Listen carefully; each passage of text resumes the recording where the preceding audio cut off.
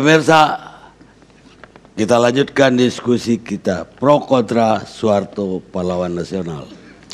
Sekarang saya ke aktivis angkatan 98, Edi Girsang. Ya Bang. Silakan, apa pendapat Anda usulan Golkar agar Presiden Soeharto dijadikan pahlawan nasional? Oke, terima kasih Bang Karni. Yang terhormat, ini terus terang banyak senior-senior saya, juga Mbak Sukma, kawan-kawan saya. Kita harus melihat menempatkan Pak Harto ini jangan subjektif ya. Bukan dia sebagai pribadi, karena dia memimpin negara. Dan saya mau menempatkan bahwa bukan karena suka atau tidak suka atau dengan rasa benci. Dan bukan karena rasa dendam. Tetapi kita mau menempatkan beliau pada fakta sejarah. Peristiwa 98 adalah sebuah fakta sejarah yang tidak bisa kita pungkiri bersama. Perdebatan yang tadi muncul sebelum saya, itu sampai kapanpun tidak akan pernah bisa kita selesaikan. Tetapi sebagai sebuah fakta sejarah, banyak tuntutan. Pada saat itu munculnya gerakan-gerakan yang menentang kembali Orde Baru yang dipimpin oleh Pak Harto, dan terbukti 98 Pak Harto tumbang. Pak Harto turun, desakan itu memaksa dia untuk menyampaikan pidato politiknya terakhir kali.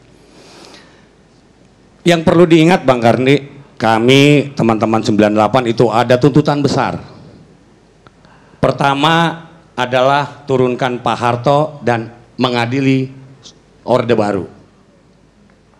Yang kedua adalah meminta penghapusan KKN dan Dwi Fungsi ABRI. Dua ini sudah dilakukan, Pak Harto sudah turun, pengadilannya belum. Dan yang ketiga adalah pembubaran Partai Golkar. Ini fakta sejarah yang dulu kami sampaikan di dalam peristiwa 98 tersebut. Sebagai sebuah fakta sejarah tentunya, peristiwa ini ingin memunculkan rasa keadilan bagi perjalanan bangsa ini. Kalau tadi ditanya misalnya apakah layak atau tidak layak, ya wajar bagi Golkar atau orang-orang yang ini mengusulkan Pak Harto menjadi pahlawan. Bagi saya adalah bagian dari fakta sejarah itu. Jadi tidak mungkin jawaban saya mendukung. Nah, fakta sejarah ini seharusnya, apalagi di sini ada Profesor Pak Mahfud MD dan Bung Rapli gitu ya, Bung Rapli Harun. Kita berharap bahwa fakta sejarah ini bisa menjadi cerminan contoh pembelajaran buat mungkin adik-adik saya.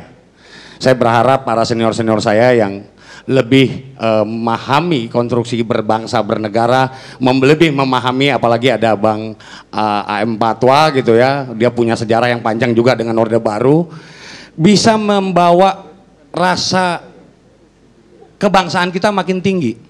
Bukan justru saling caci maki atau menarik-narik pro dan kontra ini terus menerus. Nah, maka sekali lagi saya berharap terutama para pakar hukum yang ada di sini bisa tempatkanlah fakta sejarah untuk mengukir rasa keadilan bagi bangsa ini. Jadi sangat aneh gitu ya, sebuah fakta sejarah hari ini dipaksakan agar di anomali dengan menempatkan beliau menjadi pahlawan nasional. Saya jadi curiga, ada apa sebetulnya ya? Kalau bahasa Kementerian Sosial tadi kan diendapkan, ini kayak kita mau melakukan fermentasi kan, bingung kita diendapkan dulu berapa lamanya, atau jangan-jangan memang takut gitu untuk menyatakan Pak Harto jadi pahlawan atau bagaimana? Itu kan pertimbangan, tetapi sejarah objektif bahwa pada saat itu tidak bisa kita pungkiri, gerakan rakyat yang masif dipelopori oleh mahasiswa memaksa dan meminta Pak Harto untuk turun sebagai Presiden Republik Indonesia. Tetapi banyak orang yang lupa, tuntutan itu tidak berdiri sendiri. Untuk itu kami juga meminta untuk mengadili kroni-kroninya, termasuk pembubaran Partai Golkar. Hari ini kita berdebat, tetapi di dalam TAP MPR, ya, produk dari reformasi, kebetulan tadi Abang Da sudah menyampaikan ikut terlibat, kita bersyukur semoga bisa menjelaskan ini secara rigid. Pasal 4 itu menjelaskan, ya, semuanya termasuk penyebutan konkret nama Pak Harto. Yang sampai hari ini Ya, tidak. tolong Anda bacakan, orang kan di rumah nggak ingat lagi. Ya, upaya pemberantasan korupsi pasal 4 ya, TAP MPR 11 tahun 98. Upaya pemberantasan korupsi, kolusi dan nepotisme harus dilakukan secara tegas terhadap siapapun juga. Baik pejabat negara, mantan pejabat negara, keluarga, kroninya ya, maupun swasta atau konglomerat termasuk mantan Presiden Soeharto dengan tetap memperhatikan prinsip praduga tak bersalah. Itu jelas. Ya, itu kan pernyataan TAP MPR itu sendiri bagi saya normatif. Sampai hari ini pun itu harus berlaku.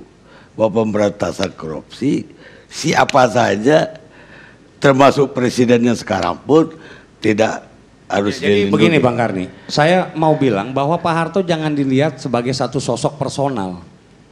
Nggak mungkin dong. Saya aja jadi, kalau saya bikin event atau bikin kegiatan, atau contohnya Bang Karni lah menyelenggarakan ILC, ini kan nggak mungkin sendirian. Sukses Bang Karni sendirian. Tidak mungkin tanpa teman-teman yang lain yang ada di sini. Artinya pemahaman kita pada saat itu makanya tegas, turunkan Pak Harto dan pengadilan terhadap kroni-kroninya. Pertanyaan selanjutnya adalah, ada apa setiap saat ingin menggulingkan pada saat sebetulnya ya kita sudah mulai menata kembali dan tidak lagi mempersoalkan keadaan orde baru dan orde lama. Kita mau maju ke depan. Itu tiba-tiba ada saja sentimen-sentimen tertentu memunculkan lagi isu-isu pencalonan beliau. Ini justru saya kadang jadi bertanya, ya mungkin atau hanya ingin menyenangkan atau apa, atau memang faktanya ada sebetulnya sesuatu yang tersembunyi. Nah ini yang akhirnya ke depan ya, bangsa kita terus ditraumai oleh kontra dan mendukung.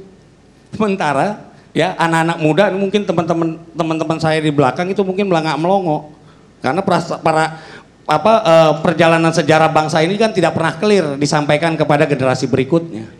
Jadi saya mau bicara ya sebagai fakta perjalanan keterlibatan saya pada peristiwa 98, dan itu tidak ada yang bisa pungkiri. Bahkan tiba-tiba dulu orang yang paling setia sama Pak Harto mencaci maki Pak Harto kan jadi aneh. Kenapa? Karena mereka tidak bisa lagi menahan arus deras gerakan rakyat pada saat itu. Mungkin itu Bung Karni.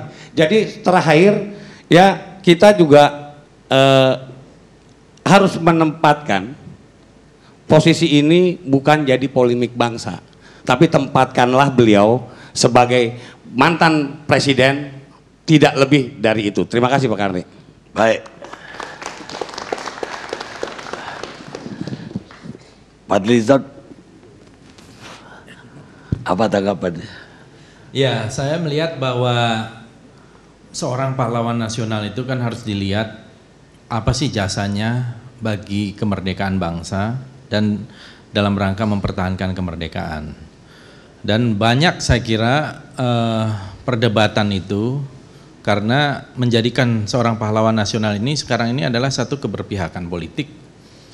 Kadang-kadang ada orang yang tidak mempunyai sama sekali kaitan dengan usaha untuk merebut kemerdekaan atau mempertahankan kemerdekaan secara fisik. Oleh karena itu harusnya pahlawan nasional itu memang dibatasi pada orang-orang yang mempunyai jasa yang konkret di dalam sejarah gitu ya. Jadi kalau misalnya terus-menerus mungkin kita akan menjadi negara dengan pahlawan nasional yang paling banyak. Kalau pahlawan saya kira bisa banyak dari bidang kebudayaan, di bidang olahraga dan sebagainya. Tapi pahlawan nasional saya kira harus dibatasi kepada mereka yang berjuang secara fisik merebut kemerdekaan dan mempertahankan kemerdekaan. Nah kalau kita berbicara tentang sosok pahlawan nasional, saya kira banyak kontroversi. Sebagai contoh, bertahun-tahun yang namanya Safrudin Prawira Negara, itu pemimpin PDRI, Pemerintah Darurat Republik Indonesia, juga ditolak. Jadi berbicara tentang pahlawan nasional ini bicara selera juga, selera zaman. Dan selera zaman belakangan itu karena mungkin terjadi reformasi, akhirnya tokoh seperti Safrudin Prawiranegara yang bertahun-tahun diusahakan untuk menjadi pahlawan nasional, termasuk Pak A.M. Fatwa dan Pak Natsir juga, itu akhirnya menjadi pahlawan nasional. Setelah melalui berbagai rangkaian seminar dan sebagainya yang merupakan prasyarat untuk menjadi pahlawan nasional itu, meskipun selalu ada pertentangan karena mereka dianggap sebagai tokoh yang juga terlibat di dalam PRRI, Pemerintah Revolusioner Republik Indonesia, tetapi akhirnya menjadi pahlawan nasional karena memang tidak ada orang yang sempurna, tidak ada orang yang luar biasa menjadi orang yang sempurna di Republik ini, pasti ada kelebihan dan ada kekurangan. Dan biasanya orang-orang besar juga bisa dinilai, ya kelemahannya juga ada, mungkin besar juga, tetapi jasanya tidak bisa dipungkiri. Saya melihat tokoh seperti Pak Harto itu, kalau kita melihat ke belakang, saya kira Pak Harto itu berjasa terutama pada waktu periode 48-49. Ketika terjadi agresi militer yang kedua, ya, tanggal 19 Desember tahun 1948 itu secara de facto dan de jure dinyatakan Republik Indonesia itu cease to exist, sudah tidak ada lagi. Sehingga Van Royen, perunding di New York ketika itu mengatakan Indonesia sudah tidak ada lagi. Tapi berkat adanya pemerintah darurat Republik Indonesia, Pak, yang dipimpin oleh Safrudin Prawiranegara, maka Indonesia masih ada. Dan di samping itu ada gerilya Jenderal Sudirman, dan ada satu peristiwa yang sangat penting menjadi bahan, yaitu 1 Maret, serangan umum 1 Maret tahun 49. Serangan Maret 1949 walaupun hanya pendudukan 6 jam di Jogja, itu menjadi bahan bagi para diplomat kita, perwakilan kita yang ada di New York ketika itu, L.N. Palar, Charles Tambu, Sumitro Djoyohadikusumo, Sujatmoko, itu menjadi bahan untuk perundingan dan perdebatan dengan Van Royen. Dan ini menjadikan Indonesia masih eksis, selain ada sekali lagi pemerintah darurat di Sumatera dan juga gerilya Jenderal Sudirman yang merupakan bagian dari pemerintah darurat Republik Indonesia ketika itu. Karena Soekarno-Hatta sudah ditangkap. Soekarno-Hatta ditahan oleh Belanda, dibuang ke Prapat, kemudian ke Bangka Belitung, ke Menumbing. Jadi sudah ditahan. Nah, sehingga kalau kita lihat itu jasa yang konkret yang menurut saya, yaitu serangan umum 1 Maret yang memberi sinyal kepada dunia ketika itu bahwa Indonesia masih ada. Perjuangan diplomatik ini tidak mungkin ada kalau tidak ada perjuangan fisik, dan perjuangan fisik itu salah satunya adalah karena serangan umum 1 Maret. Dan Pak Harto ini adalah anak buah kesayangan dari Jenderal Sudirman. Anak buah kesayangan dari Jenderal Sudirman. Jadi setelah perundingan Rumroyen pada bulan Mei tahun 49, itu terbelah di Republik ini ada 2 trase. Satu adalah trase Bangka. Trase Bangka ini Soekarno-Hatta, kemudian ada PDRI. Nah, untuk kemudian setelah pasca perundingan Rumroyen itu terjadi rekonsiliasi, maka diutuslah sejumlah tokoh. Bung Hatta berusaha untuk mencari Safrudin Prawiranegara, tapi waktu itu sampai ke Kutaraja, tidak berhasil karena ternyata sedang berada di Kabupaten 50 Kota, tepatnya di Padang Jopang ketika itu, di Kabupaten 50 Kota. Disitulah ada Safrudin Prawiranegara dan kabinet PDRI, sehingga akhirnya diutus Muhammad Natsir, Dr. Halim, dan Pak Leimena, ya, dan ada seorang wartawan Mimbar Indonesia waktu itu adalah Agus Yaman, yang dikirim ke sana untuk membujuk kembali PDRI kembali ke Jogja untuk rekonsiliasi. Karena mereka tidak mempercayai kepemimpinan Soekarno-Hatta. Mereka adalah orang tawanan dan ini sudah diserahkan mandat kepada PDRI. Begitu juga Jenderal Sudirman ketika itu, menurut kesaksian Pak Rosihan Anwar, ya, Jenderal Sudirman juga menolak untuk kembali ke Jogja pada mulanya untuk melakukan rekonsiliasi pada sekitar bulan Juni tahun 49. Karena kok bisa terjadi perundingan Rumroyen, orang yang berada dalam tahanan kok bisa berunding, padahal ini sudah diserahkan kepada saya kira begini, yang berkaitan ini historis, ya berkaitan dengan Soeharto saja ya. Justru itu saya terakhir ini lebar. Pak Harto adalah orang yang berhasil membujuk Jenderal Sudirman untuk kembali ke Jogja. Pak Harto adalah orang yang dikirim oleh Soekarno-Hatta ketika itu untuk membujuk Pak Dirman kembali ke Jogja. Jadi kalau kita lihat ada dalam foto itu yang dipotret oleh Mendur bersaudara, itu ada pelukan antara Jenderal Sudirman dengan Bung Karno ya di Jogja pada tanggal 13 Juni tahun 49. Itulah Juli maksud saya 49, itulah salah satu jasa juga bagaimana Pak Harto melakukan rekonsiliasi di antara tokoh-tokoh termasuk Jenderal Sudirman dengan Soekarno-Hatta, sehingga akhirnya kembali ke pemimpinan elit ke situ. Kecuali di Jawa Barat waktu itu yang tidak dikirim delegasi adalah kepada Kartosuwiryo yang menguasai secara de facto wilayah Jawa Barat ya, yang akhirnya kemudian mereka mendirikan negara Islam Indonesia pada tanggal 7 Agustus 49. Jadi saya kira satu sekuen dalam sejarah ini sangat layak menempatkan Pak Harto mempunyai jasa yang besar. Nah, mungkin masalah timing inilah yang selalu menjadi perdebatan. Jadi Anda lebih melihat sejarah ketika perjuangan fisik ya? Iya. Bukan ketika Presiden Soeharto menjabat jadi presiden. Saya kira harus melihatnya kepada perjuangan fisik. Ya, kalau kita menilai orang-orang yang tokoh-tokoh yang ada sekarang ini adalah kepada perjuangan fisik mereka di masa lalu. Oleh karena itu Pak Kasman Singodimedjo, Ketua BKR yang pertama, bukan yang pertama dan pendiri BKR, Badan Keamanan Rakyat, sangat layak menjadi pahlawan nasional. Karena tanpa yang namanya Kasman Singodimedjo tidak akan ada ABRI, tidak akan ada TNI. Walaupun kemudian belakangan dia terlibat mungkin ya, dan ini perlu dikaji di dalam PRRI. Gitu. Jadi menurut saya kita harus melihat apa jasanya. Ya, karena kalau kita balik lagi ke 45 sampai 50, banyak sekali yang harus kita kasih pahlawan nasional. Justru sejauh mana perannya? Mohon maaf ya, tapi kalau kita lihat ada beberapa pahlawan nasional, saya tidak mau menyebut nama, yang sudah dijadikan pahlawan nasional, secara historis perannya tidak jelas. Bagaimana menurut Anda perannya Presiden Soeharto ketika dia menjadi presiden? Apakah layak jadi pahlawan atau tidak? Saya kira lepas dari pro kontra dan ada kelemahan-kelemahan, apa yang dilakukan oleh Pak Harto jasanya sangat besar. Inflasi yang diterima oleh pemerintah Orde Baru di awal luar biasa, ratusan persen, hanya dalam waktu singkat diubah. Dan saya kira ada literatur misalnya, kemiskinan absolut pada tahun 1975 itu sampai 75% dan berhasil diturunkan menjadi 11%. Ini yang mengutip adalah Joseph Stiglitz, pemenang hadiah Nobel Ekonomi. Jadi jelas pernah mencapai swasembada pangan dan sebagainya. Lepas adanya korupsi, sekarang juga ada korupsi kok, ada kolusi kok, ada nepotisme kok, sama saja, bahkan lebih besar. Utang luar negeri aja sekarang ini lebih besar dibanding yang lalu. Ya, jadi apa hebatnya, gitu ya? Kalau kita lihat bagaimana inflasi di zaman itu yang bahkan terjadi devaluasi dari 1.000 menjadi Rp1. Saya kira pemerintah Orde Baru menghadapi pertumbuhan minus di awalnya, kemudian bisa menghasilkan pertumbuhan cepat dalam rangka 1-2 tahun menjadi 12% pada awal itu. Tapi bagaimana Anda menanggapi ada, ya katakanlah ada korban-korban 1965 ketika beliau baru menjadi presiden? Kalau itu kan saya kira perdebatan lain yang bisa panjang ya Pak. Ya, enggak, maksud saya banyak, artinya setelah itu ada kejadian-kejadian yang lain lagi. Kalau boleh saya lihat begini, Tritura itu 3 tuntutan rakyat itu terjadi sebelum terjadinya Super Semar.